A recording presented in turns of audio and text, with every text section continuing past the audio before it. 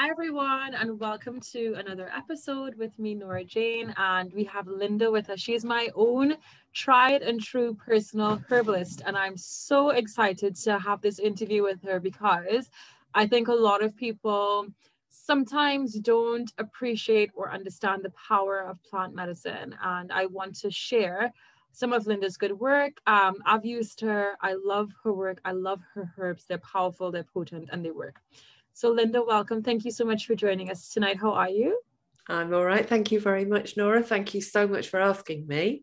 It's nice to have the opportunity to spread the word. Yes, I know it's exciting, especially now with what's going on and people wanting to sort of become healthier and support their immune system. I think it's good for them to understand what options they have available to them. So first of all, can we start with you just telling us a little bit about who you are and how you became a herbalist? Okay. So I qualified as a herbalist in 2005, 16 years ago now, following a 5-year training. So it's a 4-year degree with a year's foundation before that. So I've got Bachelor of Science in Phytotherapy, which is another word for herbal medicine.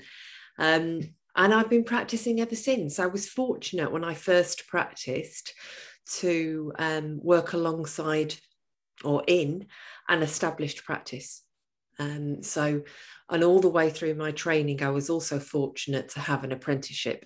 So I had a really complete training, and as much as you can feel prepared, I felt prepared when I qualified, and that gave me a lot of experience. So rather than having to set up my own business from scratch, I actually went into a busy practice with new patient after new patient after new patient after new patient. So I learned very quickly, which was fabulous. And after about 3 or 4 years doing that, I went out on my own. I initially had practices in both Maidstone in Kent and Folkestone in Kent. Well, Maidstone first off, but Folkestone was where I lived. And when I broke away and I set up on my own, I set up in Folkestone and Maidstone. And I ran 2 practices. Latterly, sort of over the past couple of years, past 2 or 3 years, it's been much, much busier in my hometown of Folkestone, and also with technology now, being able to work remotely. I closed my Maidstone clinic and concentrated all in Folkestone. I just didn't have the time to do the 2, which is, good. Yeah, it's really good. Okay. Yeah. So that's a little bit about me, really. Okay. Is that enough? Absolutely. I'm going to ask you loads of questions. So somebody who has no idea about what herbal medicine is, how would you explain that to them in sort of layman's terms? Okay. Well, I think herbal medicine, as in the tools, are very different depending on who you ask. So we all know that you can pop into Holland and Barrett and any other health food shop and you can pick up certain singular herbs. They may work, they may not. And herbs have pharmacological actions. So, for instance, turmeric is a known anti-inflammatory, as is chamomile. St. John's wort is a reputed, shall I say, antidepressant. Then you've got the hormonal herbs that, are said to have a hormonal action, like black cohosh, like wild yam, like red clover, all those sorts of things. So they all have a pharmacological action, and they are herbal medicines. But what I do as a herbalist is I combine a recipe of herbs depending on the individual person. So taking it back to your question is, what is herbal medicine? Well, from a herbalist, they are my tools, they are my ingredients.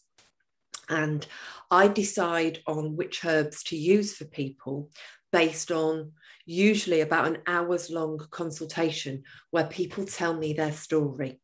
They tell me the problems that they're having, what they want help with, and all the time they're telling me that, I'm picking up clues. I'm looking for areas that I think need rebalancing. I'm looking for areas of excess, areas of deficiency. And all the time I'm making notes about which herbs I might want to use to address those particular problems. The other thing that herbs do is that they have, and this is generally when you're having herbs from a herbalist, is that they have an energetic quality. And that means that herbs can be categorized as being hot, cold, wet, or dry, or at any point along that continuum. And so, for instance, if I was talking to somebody and I felt that they were cold and damp, then to bring them back into balance, I would use something warm and dry. Yeah, so herbs have a pharmacological action, and they also have an energetic action in the body.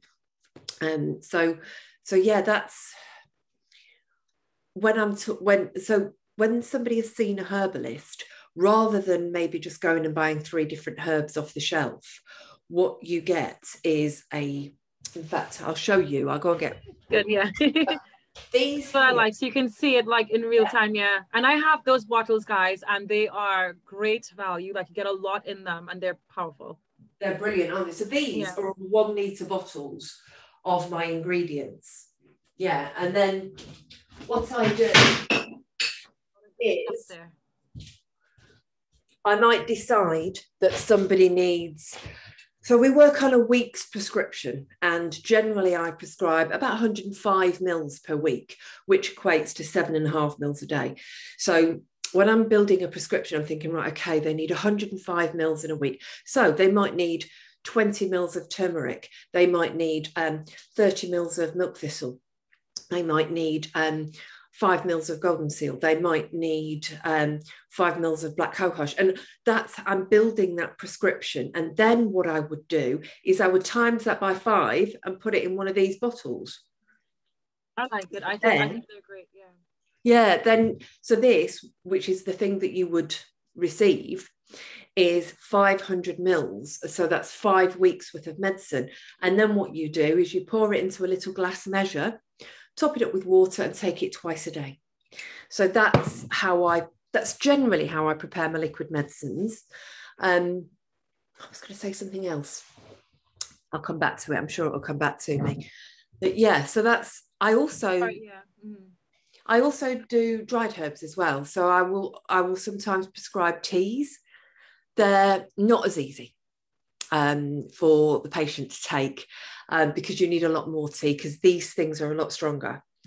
And so I might prescribe a herbal tea as well. I might prescribe it as well. I might prescribe it instead of.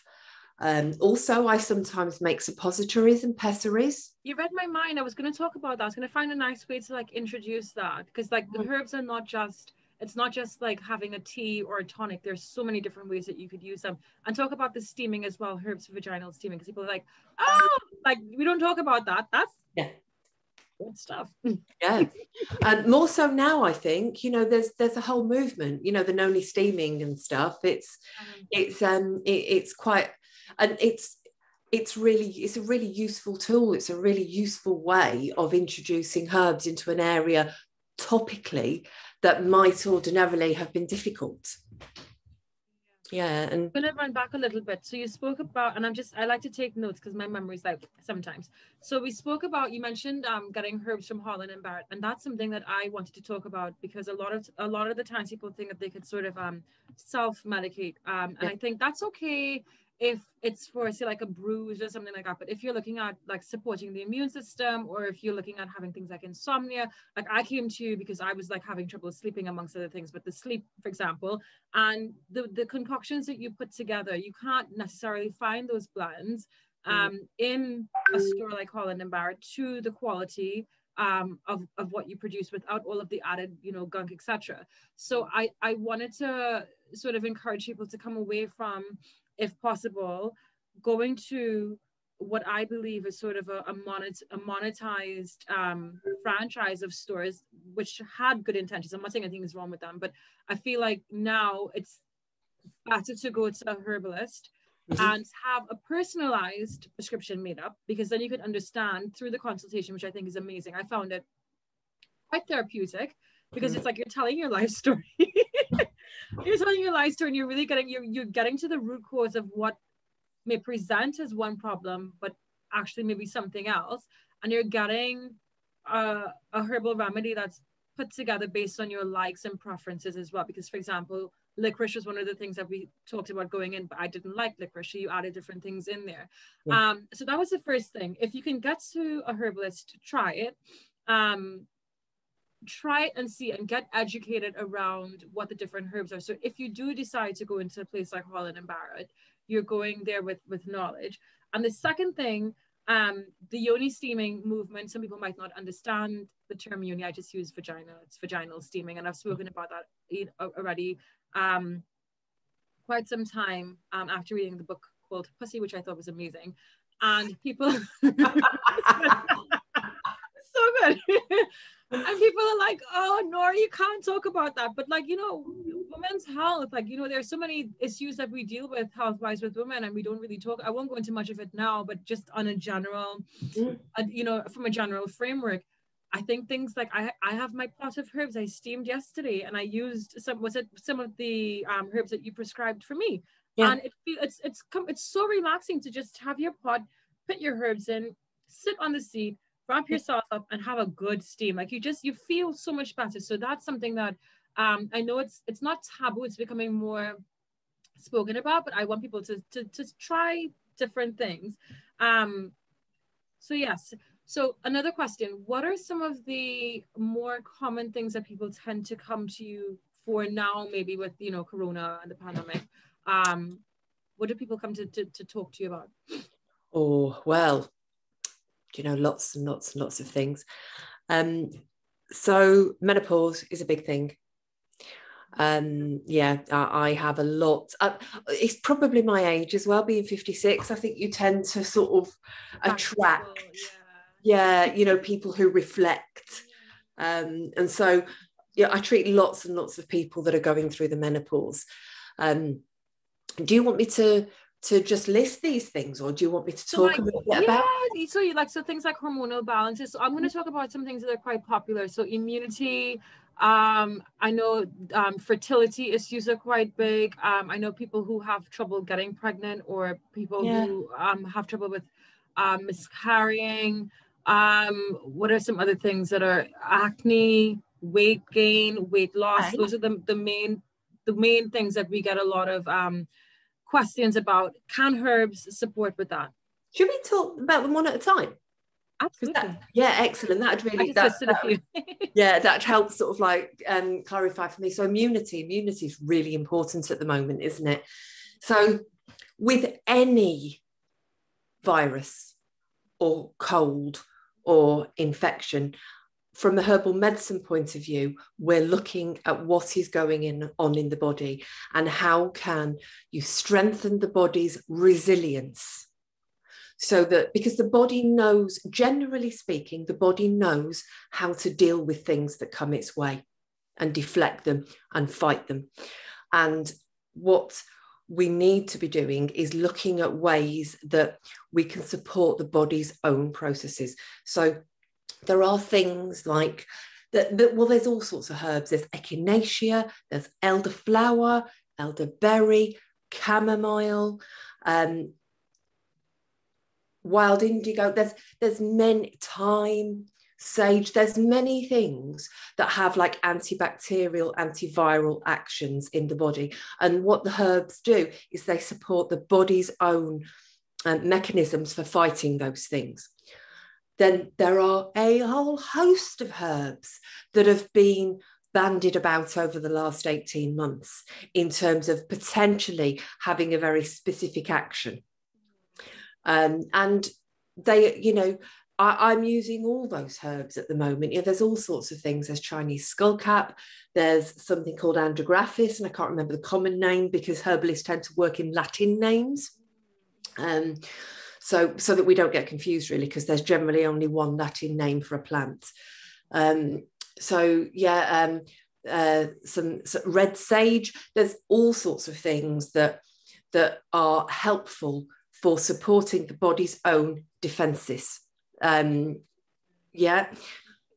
with immunity, it's also is it also important to if somebody's coming to you and say, Lynda, I want to work on my immunity, is it also important, specifically with immunity, to look at what the body's response currently is to handling? So, for example, I might think that what's a common immune boosting herb right now? Echinacea. Echinacea. I might think that. So I read that people who have autoimmune disease, for example, can't take fire-inducing herbs like a lot of, you can correct me if I'm wrong, elderberry, for example. So it's important to understand what your body's doing before going to take and self-treat. Yeah. Well, there was a lot of research, and it is quite complicated research as well, to be fair, even for me as a trained herbalist. But there was a lot of controversy at the beginning of sort of like March last year, you know, when we were talking, when COVID started to come about elderberry, and about how the effect that it has in the immune system with the cascade of inflammatory markers that might have a detrimental effect. But if you look a little bit further into the research, that was disproved. It's about looking further into the research, and even we didn't know at that point, you know, so I wasn't using it at the very beginning. You know, it's and elderberry might not be right for everybody. You know, so it would depend on where they were in an illness. It would depend on the state of their body when they encounter the illness, and all the other things that might be going on in their body. I'd be looking at how well their adrenals were functioning, how well their gut was functioning, and whether or not there was any, you know, sort of leaky gut or dysbiosis or inflammation in their gut, which would interfere with the way that they were absorbing both food and sort of medicine and herbs and things. I'm losing. It's a holistic approach. It's not just, okay, I want to boost my immune system, stress, sleep, all of that comes into play. Yeah. Diet, yeah, that's a huge one as well. Yeah. Huge, especially for immunity.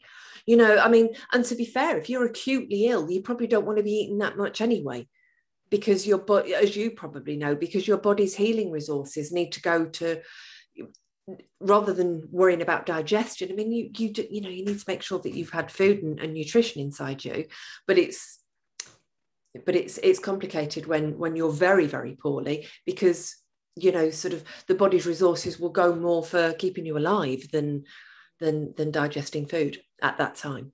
I like it. Let's go to a different one. So I'm going to choose two more. Fertility is a big one, and insomnia. I'm going to choose three more. Fertility, insomnia, and stress are big ones that a lot of people are presenting with. Let's talk about fertility. That's quite a difficult one. Yeah, as well. It's probably the most complicated of all the ones that you've just suggested, because in actual fact, fertility could probably take into account all of those other things that you said as well. So often when you see people for fertility, usually it's the woman who presents, but actually what you really need is to see both the woman and the man, because, you know, we need to... The joint thing, it's like, absolutely. Because it is difficult. I mean, I suppose what may well happen is that I'll get a woman come to see me who has the results from her husband, who has a normal sperm count, etc. And so then we're looking at things that build blood, that because if your blood isn't strong, if it isn't iron rich, then you're not going to be able to make I can't remember what the components that make up the egg. So we take it right back to... No knowledge in this area of fertility at all. Yeah, I think I forget the name, but it's the precursor to an actual egg. So you're looking at that. So you know, we need to make sure that the blood's moving, and and also that the abdominal region, that the gynae organs are receiving a adequate blood supply. So the circulation needs to be good. We need to make sure that there's movement there. We also need to make sure that ovulation is happening. So, you know, that might mean using herbs that help stimulate the natural production of estrogen in the body. So fertility is really complicated, but I also, could tell, yeah. yeah, you also have a major nervous system issue with fertility, in the sense that it's what would be the word? It's very emotive, and understandably so from the couple's point of view, because usually at the point at which people are seeking help for fertility, they are desperate.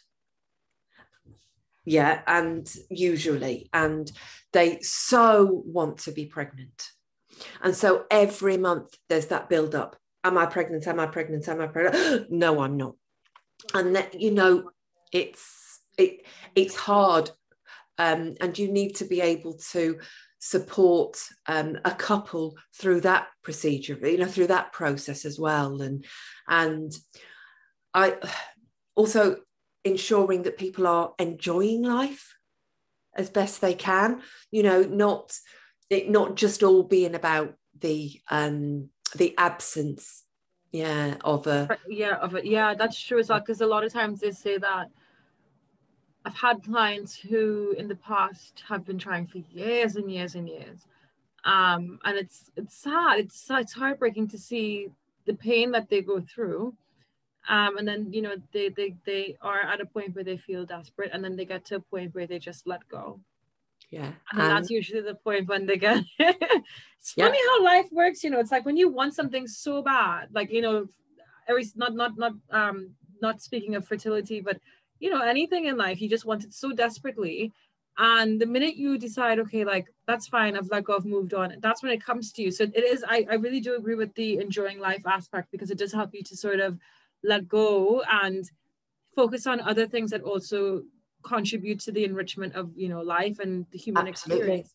Well, it's true holistic medicine, isn't it? No, right, it's true holistic medicine. Yeah, I like that. Okay, so next one, let's talk about insomnia, because that's something that I am still struggling with. Like, because my mind is just like, I don't even know, like, it's so what are your suggestions as a herbalist for people who are dealing with insomnia, specifically with, I have a lot of moms who have young children, and this is the hard part. I have trouble falling asleep. Right? If I get up, I can usually go back to sleep quite quickly, but a lot of people will fall asleep quite quickly, and then little ones wake them up, and then they have trouble getting back to sleep. And then that's the whole day done, because if they're woken at like 1 a.m. and they can't fall back asleep until 5, 6, and then they've got to be up by 7, well, forget it. Forget it. So what are you gone, isn't it? Yeah, 100%. And then you can't function, and then you have like the hormones doing funky things, so like you're not making the right decisions with food, and your mood's affected, stress levels. I think sleep is just one of the most important foundations for health. I believe so. I think that's the foundation from which everything, in my experience, is built. I could be wrong, but right. So insomnia, how do you approach that? Well, the particular type of insomnia that you've told me about, that waking up okay, there are two things going on here. We're talking about waking up in the middle of the night, but what you mentioned was being woken up by your child in the middle of the night. Yeah, a lot of mums or parents with kids who are not sleeping through young. Yeah. So what will happen then is that the adrenal glands will wake up, you know, to keep you going, because you don't really want to be awake, do you? So your body produces a little bit of adrenaline and other hormones, and that gives you a little bit of a boost. If you're generally stressed during the day, like a lot of young mums are, then the adrenal glands will stay on, because they're used to being on guard. So what you need to do is to take adrenal herbs that will help, or, you know, food that supports the adrenal glands as well, that sort of, it helps balance it out. So I often use, I mean, these Genix, do you mean like ashwagandha? That's a big one that's coming. Would you recommend things like that? Yeah, it's one of the ones I'd use, in honesty. I mean, people taking single herbs or just buying them off the internet and stuff, that's fine, but it do make sure that there aren't any contraindications and stuff. And I think that people with thyroid problems have to be careful with ashwagandha. Trying to think of any other contraindications to ashwagandha. It's mainly thyroid. But it's good to understand if you've got any conditions that may be worsened with the use of those herbs that you're introducing, which is why I think it's just good to use a herbalist. I think it's absolutely, yeah, because it's powerful. It's, you know, people look at plants and think, oh, a plant, but it's actually quite powerful. So it's good to do it the right way. Hence why I wanted to get you on. So but I also my main herb for that waking up in the middle of the night is passion flower, because passion flower, because it really buffers those adrenal spikes, and it's a nerve tonic. It's lovely, passion flower. And so would you recommend like when the mum is waking up, when she puts the little one back to sleep, that she takes that? No, I would suggest taking it before you go to sleep. Yeah, so it works throughout the night kind of thing. Yeah, good. But it's a really good balancing herb. Yeah, and ashwagandha would work similarly too.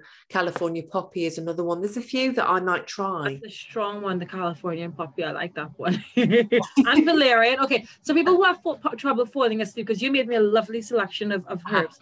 What are the top ones that you'd recommend for them to do? Valerian. Okay. Valerian. Lemon balm. Sometimes, it's quite gentle, lemon balm. And the lavender was quite nice as well. I like the lavender. You really taste that. Yeah. Okay. And lavender's good as a spray. You know, that's another use of herbs. There you go. Yeah, beautiful as a spray. Okay, I just came up with one more. Which one? Hops as well. Hops is helpful, but not if you're suffering from depression. I wouldn't use hops because it's quite soporific. It helps induce sleep, but also because that's bringing you down a little. If you're already feeling depressed, then you don't want to use hops. So let's go on to depression, because that's another one. Sorry, I love you, Lynda, because I think you're great. Anxiety and depression, and this is what people think, oh, the pandemic, it's the worst time ever, blah blah blah. Not really, because in so many ways that you've got to look for, it's not to say that it hasn't been difficult for everybody in some way, because it has. I think for most people, and it's like you're super rich and like you can just do whatever you want.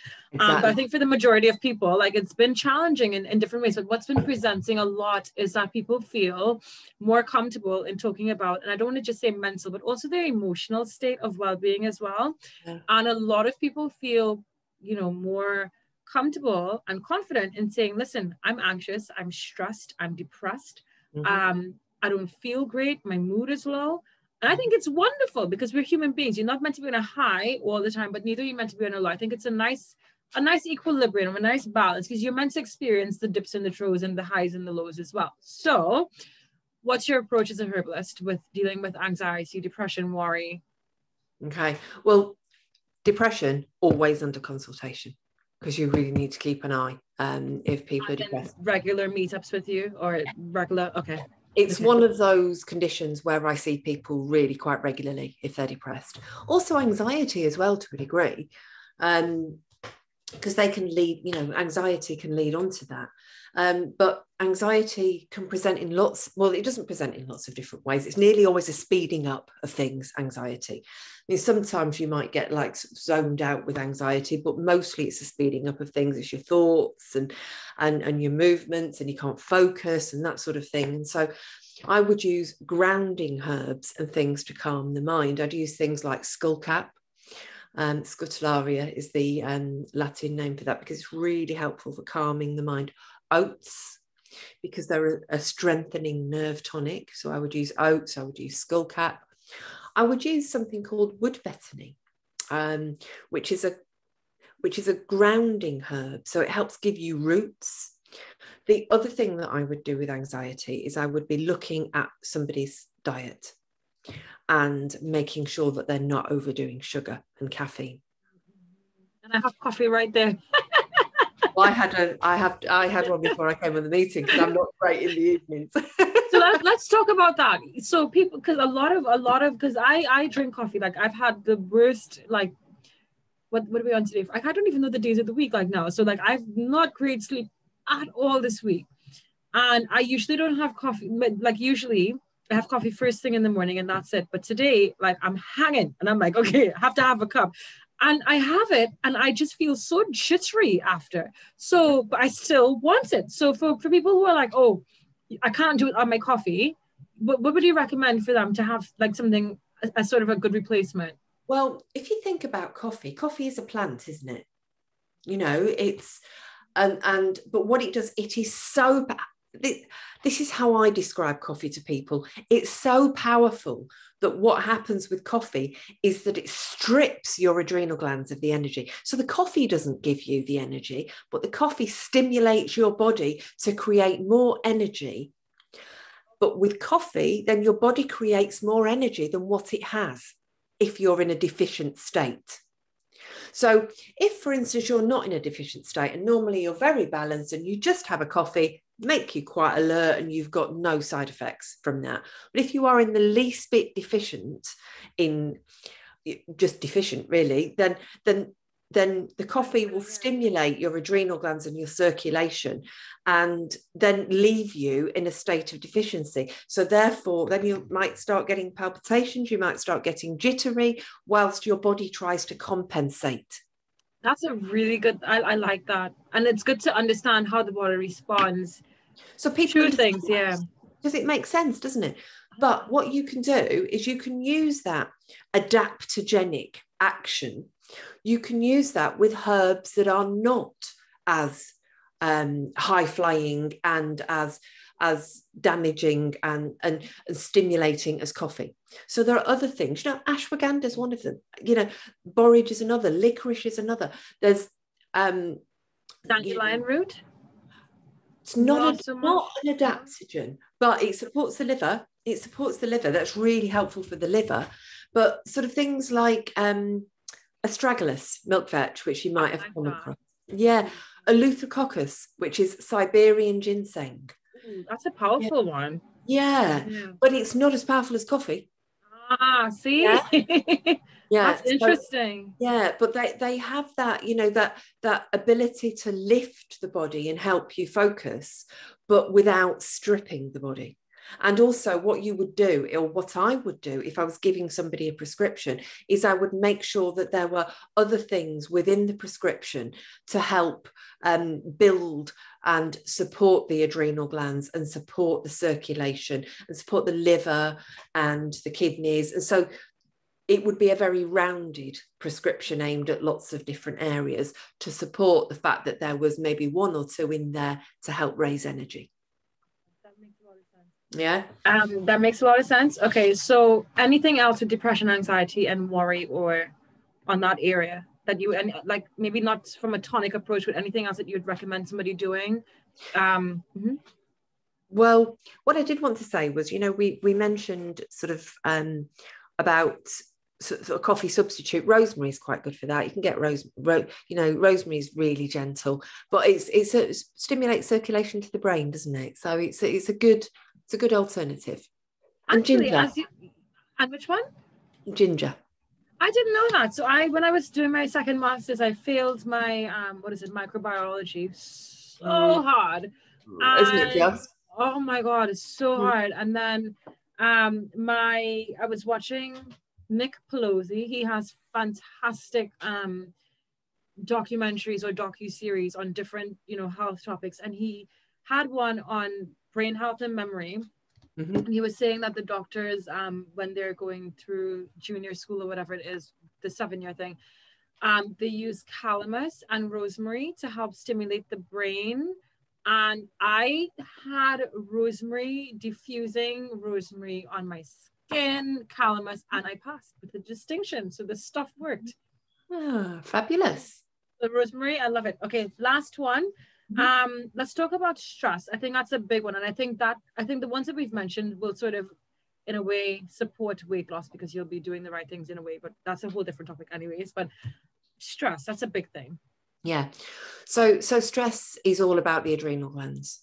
So, the adrenal glands are the glands responsible for pumping out the adrenaline, which is the main hormone that is produced in response to stressful situations.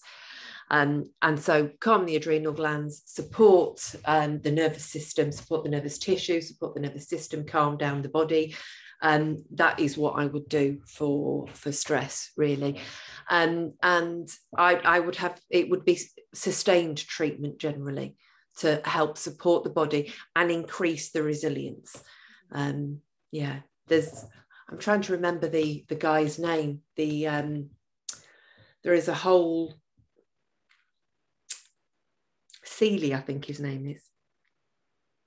There's a whole sort of research papers written on stress and how adaptogens help increase, you know, sort of if you can imagine this stress, and then you fall off the end and you collapse, you know, with ME or with chronic fatigue, or you just become really ill, and the adaptogens can increase the amount of time before you fall off the end with stress.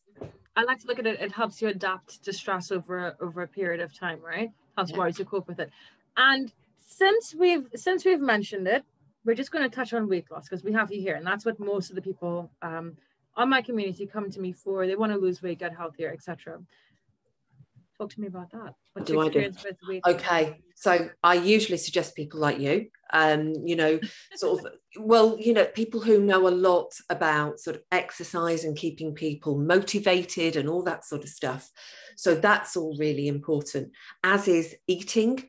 And again, probably you would coach that better than I would, you know, in terms of making sure people are actually eating and they're eating the right nutrients. So they're not hungry and they're having plenty of protein. So they're not hungry, and they're having plenty of good fats. So they're not hungry, all those things. But what I sometimes do in stubborn situations where weight won't shift is I go to the school of Ayurveda, which is, so Ayurvedic medicine has a very succinct and easy to understand philosophy around the three different types of individual. So we can all be categorized in certain ways. So I talked earlier about using herbs to create heat, warmth, you know, sort of wet and dry to address those. Well, Ayurveda is one of the schools or schools of thought, shall I say, schools of thinking, that will use that. And often they will see that holding on to excess, not always, but holding on to excess weight can be a holding on to kapha. So there are three different body types, three different constitutions. There's Pitta, Kapha, Vata, and very sort of Pitta is about digestion, Kapha is about holding on, and about I'd have to do some revision to go into the full details of that. But often I will suggest, if I think it's appropriate, Kapha pacifying diet. I suggest people look at that, and that'll be really useful, I reckon, for you to have a look at. I'm 100% taking notes on that, because that might even be helpful for me as well. Right. And that has really helped certain people that I've come across, because, you know, I've given them herbs to move their body, to move the circulation, but they're stuck. And if you give kapha pacifying herbs, or you ask them to have follow a kapha pacifying diet, then often the fat melts away. I mean, there's no guarantees, obviously, it doesn't work for everybody, but it's harmless. You know, it's really interesting. I mean, I've helped a few people like that. And I might do things like asking people to have a sip of hot water from a flask every hour. You know, that's an Ayurvedic principle. That's a Deepak Chopra. I can't take the credit for that. Hot water, what does that do? Well, it warms the body. So, you know, it adds, because if there's harm in trying. Yeah, exactly. Because you're warming the body, and so therefore you're creating movement. And the Ayurvedic principle is that there isn't enough movement if you're holding on to fat. You know, and we all meet them. You know, you do too. People who really should not be the weight that they are, because actually they're you know, they're not eating very much, etc. So. Yeah, that's a whole, people think the less, it's a whole nother thing. Right. Lynda, I love talking to you. So top 3 tips. If you had a newbie on your, you know, in front of you, and you wanted to say, these are the top 3 things that as a herbalist, I think could enrich your life to make you live healthier, happier, and more comfortably, what would your top 3 tips be? Moderation. Okay, that's one. Why do you say that one? Yeah, I say that one because I don't think you should. I all us alternative and complementary medical practitioners, I think that we've all got something to say in terms of the way people live their lives, and there's all sorts of extreme diets and lifestyle, etc. I believe in moderation. So yeah, you know, if I'm asking people to follow a particular diet plan, for instance, that they don't do that 100% of the time. They do that maybe 85 to 90% of the time, so that there's always room for treats. Again, even the terminology around that's uncomfortable, isn't it? You know, treats. I did a video on that. I like it. This is why we vibe, because it's like, it's an emotive word, and you just think I'm good or bad for having something where, like the other day I was just driving and I was like, there's this Kingston food center, and they have food from like all over the world, and they have the most delicious ricotta, sweet ricotta bread, but it's dusted in icing sugar. And I know it's not healthy, and a lot of my clients would say, oh, I'm gonna have a treat today, and the treat would be something like that. And it's like, well, why not just enjoy food and just not look at it as being good or bad if you're going to eat it? But if you're already living a healthy lifestyle, just something that you want to enjoy, and not because like, you have a treat, and then you feel good or bad for having it, and you haven't been doing what you're supposed to do, so you feel naughty for having the treat. Just messes with your head. So yeah, it does. I totally agree. And I don't know, you know, I don't know where we are with that, you know. It's a hard one. It is hard. I still say treats too, so it's unlearning. And absolutely it is that. And so yeah, moderation. Sleep so important. Yeah, actually, you know what, I touched on that, but I didn't really touch on that because a lot of people, like, you know why I'm not sleeping, Lynda? TikTok. And I talked about this in my videos before. I am so addicted because it's like I learn. I'm not on TikTok watching like nonsense dances. Like, I'm on TikTok, I'm into like energy and nutrition and fitness, and I'm learning so much on TikTok. And it's just like you're scrolling and 2 hours, 3 hours later, and I'm like, oh, no wonder I'm not sleeping. And people have difficulty switching off at the end of the evening, and so they go to things like that, social media or games. So how, that's a huge one, because a lot of people are not sleeping. Yeah, because if you're not, if I am faced with somebody with chronic insomnia, and you will vouch for this, the first thing I want to do is to get them sleeping, because often if you get somebody sleeping, everything else will go away. It's true though, it's true. Improving the resilience, diet and sleep. And here's me, and I'm a herbalist, and saying diet and sleep, but you know, it's important. It's the underpinning. It's the underpinning. And also, you know, I want people to get well. So, and I know that if I'm faced with certain individuals, especially at certain times of life, or people that have got permanent deficiencies, then they are probably going to be taking herbal medicine long term. But that's, you know, what is better is that they take it for, you know, maybe 3, 4, 5 months, and then we're able to reduce it to the point where they don't need it, because the body, that the herbs have reminded the body how it needs to work, that the herbs have carried the body along, all the mechanisms, for a little while, and then we reduce the medicine down and down and down, and then the body takes over until you hit the next hurdle, which might be 2 months down the line, might be 3 years, might be 10 years, you know. So that's what I do. So that was 2 things, wasn't it? I have one more question on sleep. Do you recommend napping? Because I promote that. I'm a big napper. So people are like, no. That I had one lady I interviewed, and she said that you shouldn't nap. Was it the summer months you shouldn't nap, or one of the months according to Ayurvedic medicine? I nap every day if I can. Summer, winter, spring, autumn, I am napping. What's your approach to that if people are having difficulty sleeping at night? Well, I think it depends. I would try it. If people are napping and it's helping, then you've got to have recovery. And if that recovery is via a nap, and that's not, I mean, it depends. So I might say, it depends. But I might suggest somebody try not napping for a week, And I see what you mean. Yeah. if it makes no difference at all, then go back to napping, because the important thing is that you're rested. But also, if I may, I don't want to obviously get too personal, because I don't want to go into sort of like what we discussed in our consultations, but that sort of works for you, doesn't it?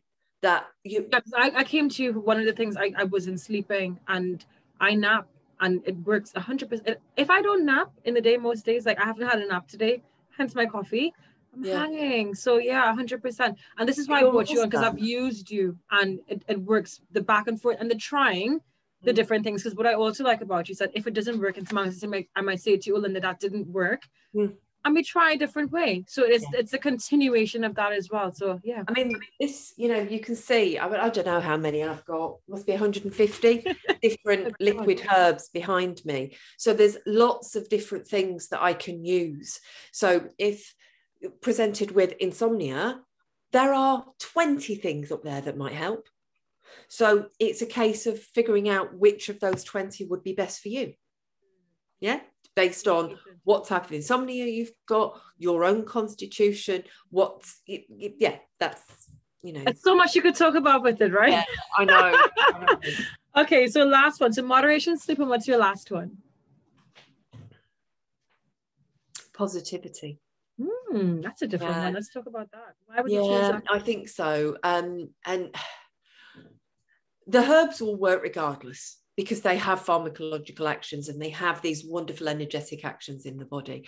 But I think that their action is potentiated by a positive mental attitude. It's not always possible. It's not always possible, particularly if you're really, really poorly. It's very difficult to switch that, you know, sort of that feeling of being unwell. But if you can just grasp the tiniest little bit of positivity and amplify that in your mind, you know, even if it's, oh goodness me, you know, I'm really enjoying this half an hour sleep, then you can build on that. Or I, you know, sort of, I really enjoyed my 15-20 minutes walk today, you know, those sorts of things. If you can really try and focus on the positives, I think that's really important. I mean, I could say take the herbs, but that's boring, isn't it? That's not what you want to hear. Because but it's good. Yeah, if you're paying for the herbs, then I want you to take them, of course. Sure, that's the whole point. Yeah. But I like the it sort of brings me back to what is it the Emoto, the Japanese guy with the water experiment, and it's like when you have your glass of water here, and then you speak positive words of affirmation to it, and then it sort of it blesses your body, and in other words, it's like the positive aspect of approaching whatever you're going through in combination with the herbs. I think it's a nice way to speed it up. So yeah. Lynda, I have enjoyed that. So we have just dabbled on a few of many of the topics that I've come across working with a lot of people through Nora Jane Fit, but also ones that I feel are quite hot topics, generally speaking, in the world at large now. So I hope this has been helpful for you guys. I'm still using Lynda. I think she's amazing.